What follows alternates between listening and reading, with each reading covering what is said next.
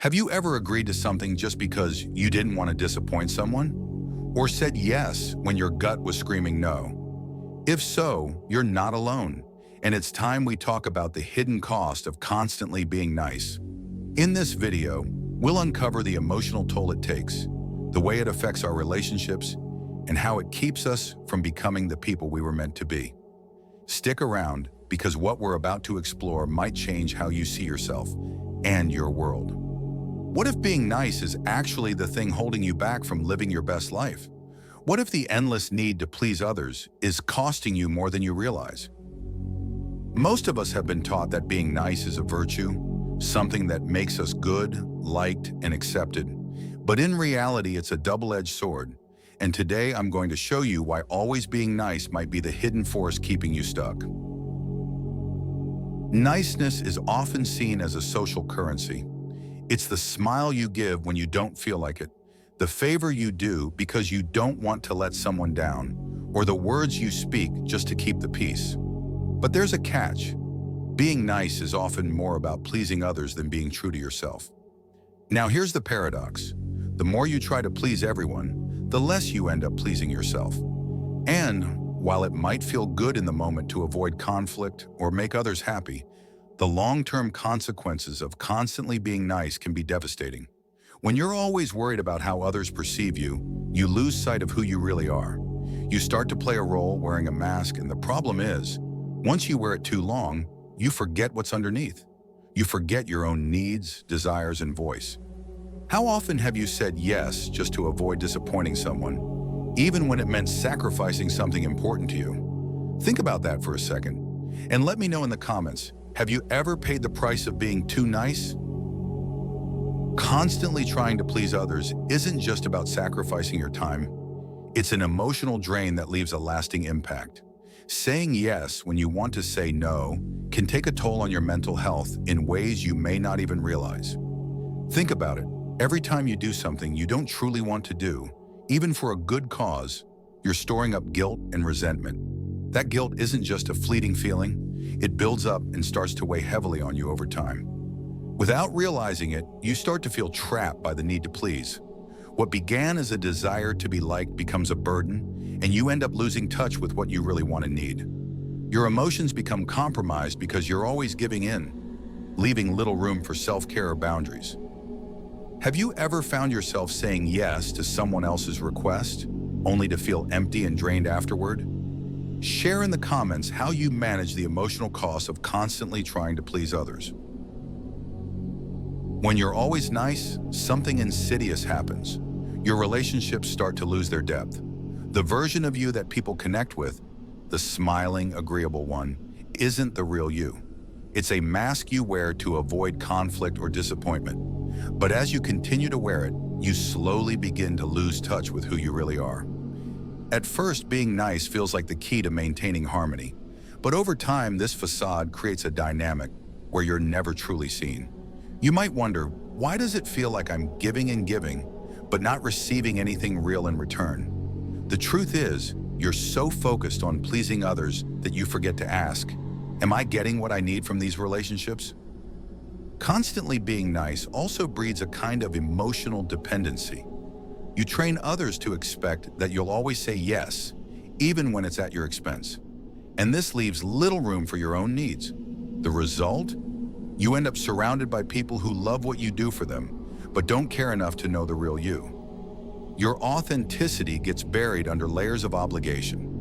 When was the last time someone genuinely asked about your feelings without it turning into another favor or obligation? Think about that.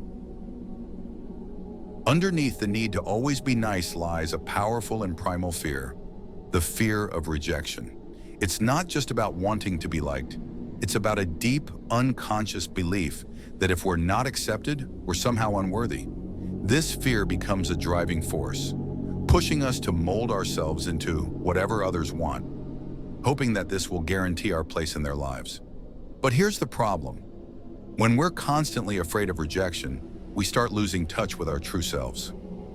We no longer act because it's what we genuinely want, but because we're terrified of what will happen if we don't. We become pleasers, not because we love to make others happy, but because we desperately need validation to feel safe. Over time, this fear twists us. The very act of being nice, the smile, the yes, the agreement, becomes a shield against the anxiety of being cast aside. But it's a fragile shield. The more we use it, the less we trust our own voice, and the more we rely on others to tell us who we are. What we don't realize is that in constantly trying to avoid rejection, we invite it. The fear of being rejected makes us reject ourselves first. We lose our authenticity, and in doing so, we lose the ability to form meaningful, honest connections. Have you ever caught yourself adjusting your behavior just to avoid being judged or left out? How does that affect how you see yourself? Let me know in the comments if you've noticed this fear shaping your actions. Being nice isn't just physically draining, it eats away at your soul. The exhaustion that comes with trying to please everyone doesn't happen overnight. It builds slowly, silently, like a creeping fog. Every time you say yes to someone else's request, even when it's the last thing you want to do, you're erasing a piece of your own will. And over time, these small erasures add up. What's worse is that the fatigue isn't just from the external things you're doing. It's from the emotional weight of constantly suppressing your own desires. You're locked in a war between what others want from you and what you secretly want for yourself. And this battle is never won.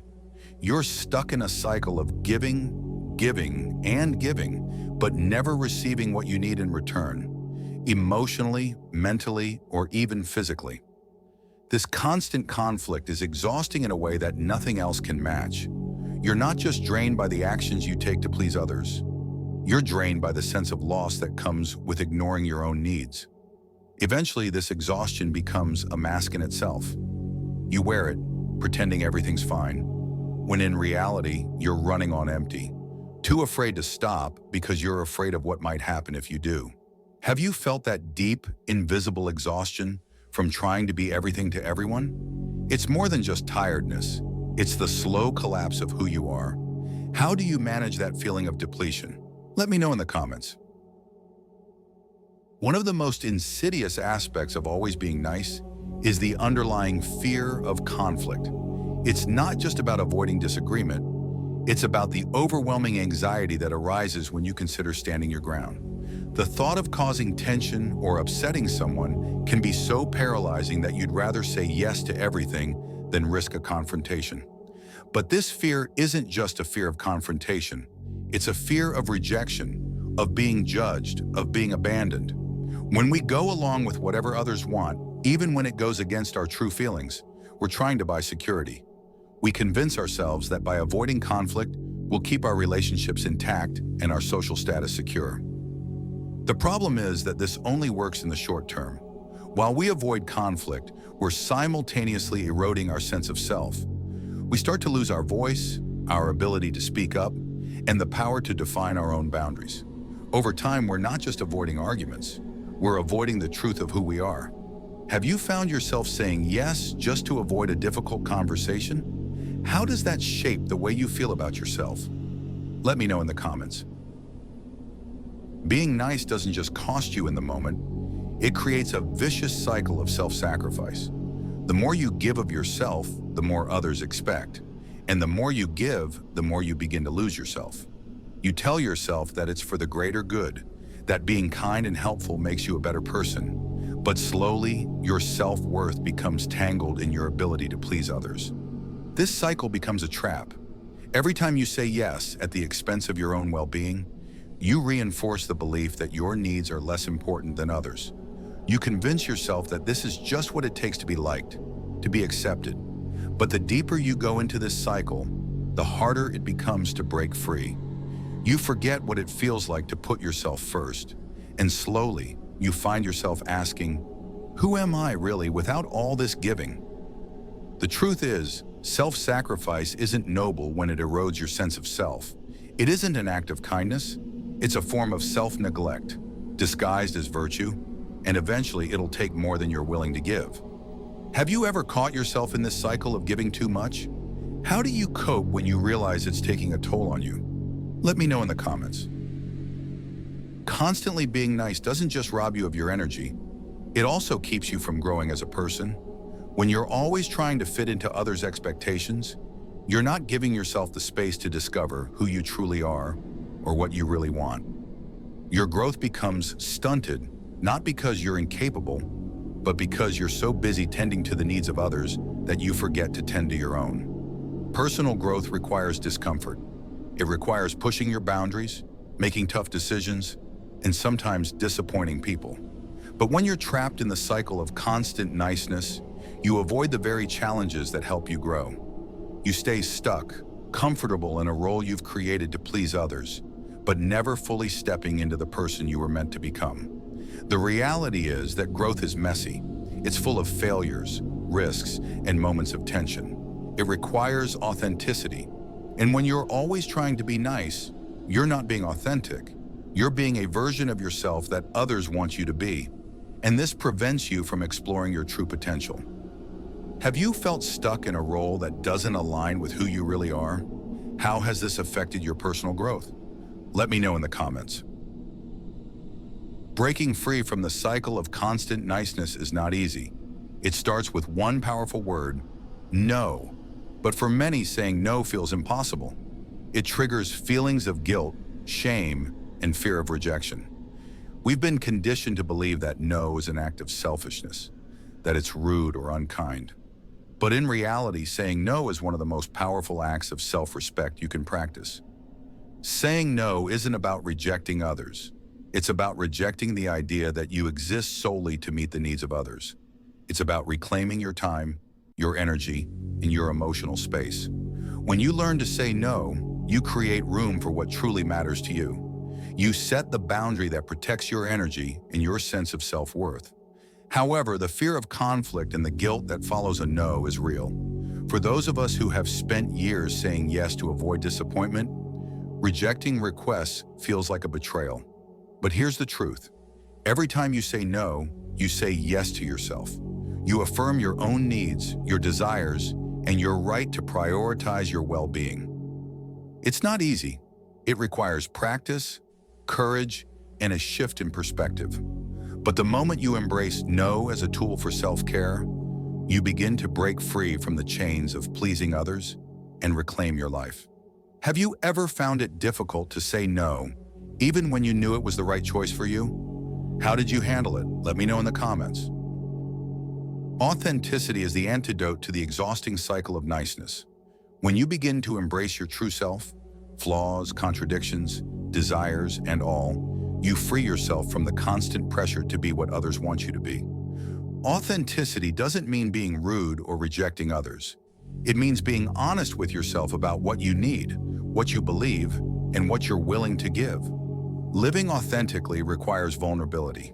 It means showing up in the world without the armor of false pleasantries, without the fear of being judged or misunderstood. It means letting go of the need for approval and learning to trust that your worth isn't determined by how much you can please others.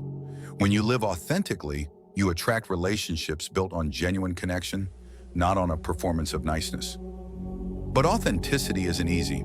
It's terrifying to let go of the mask you've worn for so long. The fear of rejection, the fear of being misunderstood, and the fear of conflict can feel overwhelming. Yet when you allow yourself to be authentic, you begin to experience the deepest form of self-acceptance.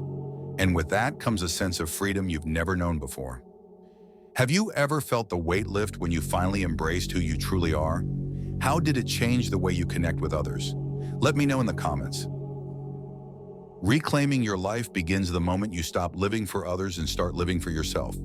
It's not about abandoning kindness or compassion. It's about balancing those virtues with self-respect and self-awareness. When you stop trying to be everything for everyone, you make space for the most important relationship you'll ever have, the one with yourself. By learning to say no, by rejecting the fear of conflict, and by embracing your true self, you unlock a version of yourself that's free from the weight of external expectations. You give yourself the permission to grow, to make mistakes, and to pursue the things that matter most to you without guilt or hesitation. It's time to stop settling for a life dictated by other people's desires. Your life is yours to shape. You have the power to redefine your boundaries, to prioritize your well-being, and to be unapologetically authentic in a world that often rewards conformity. So I ask you, what's the cost of continuing down the path of people-pleasing? How much of yourself are you willing to sacrifice? It's time to take your power back. It's time to stop being nice at the expense of your true self. Remember, the most powerful thing you can do is say no when you need to and say yes to who you really are.